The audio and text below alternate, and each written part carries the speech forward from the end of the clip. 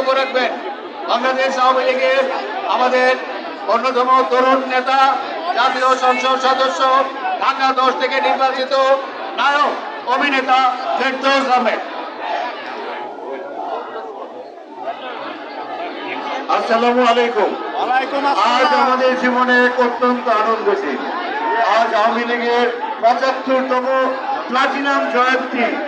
এই উদযাপনে আমি আওয়ামী লীগের প্রত্যেকটা নেতাকর্মী সহ আমাদের প্রাণপ্রিয় মাননীয় প্রধানমন্ত্রীকে জানাই শুভেচ্ছা, যিনি 1981 সালে এসে এটার হাল ধরেছিলেন। গভীর শ্রদ্ধার সঙ্গে স্মরণ করি মহাকালের মহানায়ক জাতির পিতা বঙ্গবন্ধু শেখ মুজিবুর রহমানকে। ঢাকা 10 আসনের প্রত্যেকটা নেতা কর্মী যারা ঈদকে উপেক্ষা করে ঈদের আনন্দকে ফেলে দিয়ে আজকের এই মহানন্দে একত্রিত হয়েছেন। আওয়ামী লীগের সর্বস্তরের প্রত্যেকটা নেতা কর্মীকে অসীম ভালোবাসা।